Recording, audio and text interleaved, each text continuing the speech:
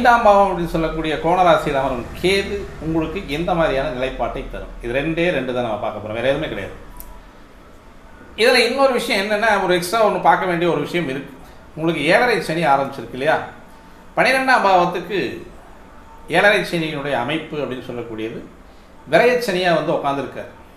எதை விரயம் பண்ணலாம், எதை இவங்ககிட்ட பிடிங்கி வெளியே கொடுக்கலாம், எந்த மாதிரியான விஷயங்களை இவனை தொந்தரவு பண்ணலாம், சுப செலவுகளை செய்ய சொல்லலாமா, இல்லை விரைய செலவுகளை செய்ய சொல்லலாமா, இல்லை பணமே இல்லாமல் இவன் போட்ட பணமெல்லாம் வந்து வேஸ்ட்டாக போகிற மாதிரி செய்ய சொல்லலாமா அப்படின்ற மாதிரியான கணக்குகளெல்லாம் அவர் எடுத்து போட்டுக்கிட்டு இருக்கார். நான் வந்து நான் கர்மக்காரன்.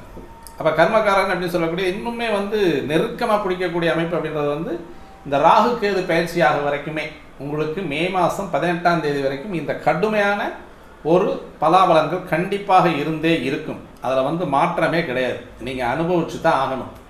அதுக்கு பின்னால் தான் உங்களுக்கு வந்து அவர் குடுகுடுப்பக்காரன் சொன்ன மாதிரி நல்ல காலம் பிறக்குது அப்படின்ற மாதிரி 11ஆம் இடத்துக்கு வரக்கூடிய லாபஸ்தான லாப ராகுவால் மட்டுமே உங்களுக்கு நன்மை உடைய மற்றபடி வந்து இந்த 12ஆம் இடத்தில் இருக்கக்கூடிய இப்போ கூட்டு கிரகங்கள் அப்படின்னு சொல்லக்கூடிய 5-6 கிரகங்கள் வந்து அந்த இடத்துல உட்காந்துருக்காங்க இல்லையா, எந்த விதத்துலையும் ஒரு புண்ணியம் கிடையாது. இப்போ தான் சூரியன் மெதுவாக வந்திருக்கார் மேஷராசிக்கு.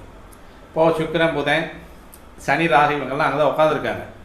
அப்போ இந்த சனி ராகு அப்படின்னு சொல்லக்கூடிய காம்போ சுக்கிரனோடு சேரக்கூடிய ஒரு அமைப்பு 2-7 கூடிய மாரகாதிபதியோடு சேர்ந்திருக்கக்கூடிய பாதகாதிபதி அப்படின்னு சொல்லக்கூடிய இந்த மேஷராசி அப்படின்னு சொல்லக்கூடியவங்க வந்து இந்த 15-8க்குள்ள ஒரு காட்டிட்டு தான் அப்புறமா வந்து அவங்கவுங்க வேலைக்கு அவங்கவுங்க வழியை பார்த்துட்டு உட்காந்துருப்பாங்க. அப்போ இந்த 11ஆம் பாவத்தில் சனி இருந்ததை காட்டிலும் ராகு இருப்பது சிறப்பாக அப்படின்னு கேட்டால் கண்டிப்பாக சிறப்பு, அருமையான ஒரு அமைப்பு.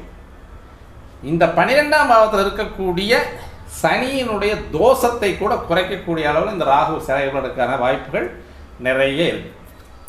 11ஆம் பாவத்தில் இருக்கக்கூடிய ராகு மிக அருமையான உன்னதமான பலன்களை செய்யக்கூடியவனாக இருக்கிறார். வேற ஒன்று அங்கே அவர் பெருசாக தவறுகள் செய்கிறதுக்கோ உங்களை வம்புக்கு இழுக்கிறதுக்கோ சிரமங்கள் கொடுக்கறதுக்கோ அந்த ராகு வந்து அந்த இடத்துல பயணப்பட்டவன் அல்ல, கடமைப்பட்டவனும் அல்ல.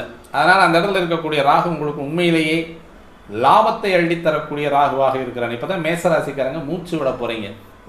இதுக்கு முன்னால் வந்து மிகப்பெரிய கடுமையை அனுபவித்த ஒரு அமைப்பிலேயே இந்த மேசராசி கிட்டத்தட்ட ஒரு 4-5 வருஷத்துக்கு மேலேயே போயிருக்கு. ஏன்னா ராகு உங்களுக்கு 2ஆம் இடம் அப்படின்னு சொல்லக்கூடிய ரிஷபராசியில் வரும் பொழுது அடுத்து உங்களுடைய ராசிக்கு வந்து ராசியிலேருந்து 12ஆம் இடம் அப்படின்னு சொல்லக்கூடிய இடத்துக்கு 1.5-3 வருஷம் அப்படின்றது வந்து கடுமையான பணத்தட்டுப்பாடு, ரொட்டேஷன் கிடையாது.